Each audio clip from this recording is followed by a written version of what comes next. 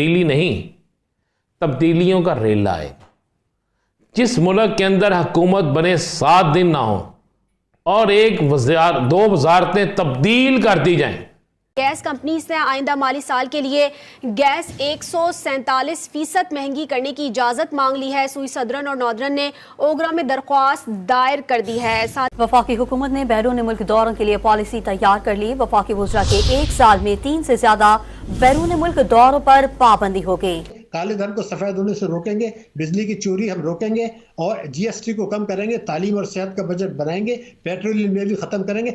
ये इस्लाहात हमारी हैं होम ग्रोन।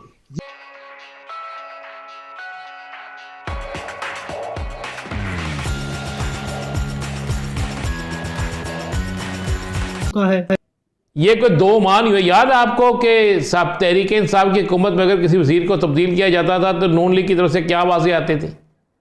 आपको तो याद होना चाहिए। जी जी, अच्छे तरीके से। हर 2 माह बाद जब कोई तब्दील होता था तो वो कहते थे कि ये क्या है, इस तरीके से देर पा। तो यहां पर तो 2 हफ्ते नहीं गुजरे, यहां पर तो 2 हफ्ते नहीं गुजरे। और मैं आपको ये खबर दे दूं, ये खबर नोट कर लीजिएगा कि जैसे ही बजट होगा, बजट के दौरान और बजट के बाद एक बड़ा रेला आएगा, रेला, और उस रेले में कई लोग बह जाएंगे, कई तब्दीलियां होंगी, कई कश्तियां उल्टेंगी, कई लोगों के जो है ना मला वो भाग जाएंगे। या आप लिख लीजिएगा, बिल्कुल इस बात को लिख लीजिएगा। बल्कि जो इनके मुकाबले में इलेक्शन लड़ रहे थे, आप मेरा इशारा समझ गए हैं ना, वो भी शामिल होते हैं। और काश इसी तरह किसी गरीब की अच्छी बस्ती में भी मेरा वज़ीर आज़म, मेरी वज़ीर आला जो है वो जाके इफ्तारी करें, ताकि उन्हें पता चले कि वो जो एक पैकेज दिया है, सालाना पैकेज। नहीं, उन्हें तो घर बुलाया है। वो बच्चे, वो जो सैलाब मुतासरा बच्चा था, उसे तो घर बुलाया, उससे घर बुला के जितना चला, शौकत दिखाने। मैं कह रहा हूँ जी, कमाल किया है। उसे घर बुला के इतना चला दिया टीवी पे, इतना चला दिया कि मुझे तो इस तरह लगा कि वो अगला वज़ीर आज़म होए। यासर साहब, बात यह है कि बिल्कुल जेल में जाना बड़ी अच्छी बात है, उन कैदियों के साथ इफ्तारी करना बहुत अच्छी बात है, और उससे बड़ी अच्छी बात यह है कि वहां पर जो बेगुनाह कैदी हैं, बेगुनाह मुल्ज़म हैं, बेगुनाह हवालाती हैं, उनके लिए कुछ कर जाएं। पाकिस्तान के प्रोसिक्यूशन के निज़ाम के लिए कुछ कर जाएं। पाकिस्तान में अदल के निज़ाम में बेहतरी लाने के लिए कुछ कर जाएं। पाकिस्तान में हर शख्स को अदल मिले, इंसाफ मिले, ताकतवर के मुकाबले में हो, गरीब आदमी हो, कोई भी हो, उसे इंसाफ मिले, ये कर जाए। वो करोड़ खानों से बेहतर होगा जो आप एक जेल के अंदर जाके कैदियों के साथ खाना भी खाते हैं। हालांकि अगर खाना खाया तो उसकी तशरीह नहीं होनी चाहिए थी, अगर चले तशरीह हो भी कि ये भी अच्छी बात है। चलो, अच्छी बात है कि कैदियों को एक दिन तो अच्छा खाना मिल गया होगा। एक दिन अच्छा खाना, तो इस कौम को भी एक दिन अच्छा खाना दे दें यार, एक दिन तो अच्छा खाना दे दें यार। आज इतवार का दिन था यासर, मैंने इफ्तारी की अपने घर में, और मैंने अपने घर में इफ्तारी की, और अपने घर में इफ्तारी के लिए सामान भी मैं खुद ही लेने गया, और खुदा की कसम आज फिर मेरे रोंगटे खड़े हो गए। ये मैं आपको हल्फन कह रहा हूं, रोंगटे खड़े हो गए। और मैं अपने घर की इफ्तारी का सामान नहीं लेकर आया, बल्कि मैंने एक दुकान के सामने एक बच्चा और उसका वालिद, ये मैं आपको बिल्कुल बता रहा हूं, समोसों कचौरियों की दुकान नहीं होती, वहां पे खड़े हैं। तो वो उसने पहले बाप ने पूछा कि भाई समोसा कितने का है। जब उसने रेट बताया, उसने कचौरी कितने की है, बेटे ने कहा पापा कचौरी भी लेनी है। बहन ने आज पहला रोजा रखा है, मैंने भी आज पहला रोजा रखा है। तो उस बाप के पास इतने पैसे नहीं थे वो कचौरी ले सकता, वो समोसा ले सकता। चले, मैंने अपना जो हिस्सा था वो डाला, वो लेके चले गए। लेकिन ये कितने ऐसे बाप, कितने ऐसे बच्चे जिनका पहला रोज़ा भी इस चीज़ के बगैर खुला होगा, कितने होंगे जो कांटे के लिए लंबी कतार में नहीं लग सकते। उस बाप के दिल पे क्या गुजरी होगी जिसका बेटा कितना मजबूर करके उसे उस दुकान तक लेके गया होगा।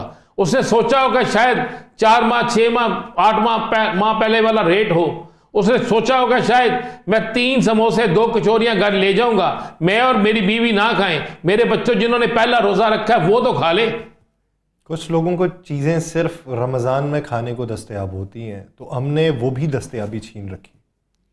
खुदा की कसम, मैं घर आके हल्फन कह रहा हूं, मैं घर आके नमाज पढ़ी और मैं ज़ारो कतार रोया कि अल्लाह इस मुल्क पे रहम फरमा दे, हम इस इम्तिहान के काबिल नहीं हैं। ये चीज़ें मेरे हुक्मरान को नज़र क्यों नहीं आती, मेरे MPA को नज़र क्यों नहीं आती, मेरे MNA को नज़र क्यों नहीं आती, मेरे मुल्क के सियासतदानों को नज़र क्यों नहीं आती। हाँ, एक चीज़ ज़रूर है कि आज शहर लाहौर के अंदर, कराची में, लाहौर में, फैसलाबाद में, हर शहर के अंदर मुहैयर हजरात ने दस्तरखान बिछाए हुए हैं जहाँ पे लोग बैठते हैं, इफ्तारी करते हैं। लेकिन यासर बहुत से सफ़ेद पोश ऐसे हैं जो नहीं बैठ सकते वहाँ पे। लेकिन आपने दस्तरखानों में कमी देखी या इजाफा देखा? नहीं, मैंने इजाफा देखा। इजाफा देखा मैंने पहले से देखे, पहले था आपको नए लोग पिछला साल भी याद होगा ना कि जिस हद तक कमी वाक़ हुई थी, दस्तरखान भी सूने पड़ गए थे। सर उस वक़्त इस दफ़ा भी उतने नहीं हैं, लेकिन अब बहुत सी जगहों पे बहुत से हैं। कुछ लोगों सिर्फ पानी लगा के बैठे हैं मीठा, कुछ बैठे हैं। लेकिन मैं फिर वही कह रहा हूँ कि अभी मैंने यहाँ से निकले बाहर, तो ये ज़रा सा आगे जाए तो मैं देखता हूँ पाकिस्तान मुस्लिम लीग, मरकज़ी मुस्लिम लीग, अपनी मुस्लिम लीग ना समझे बैठना,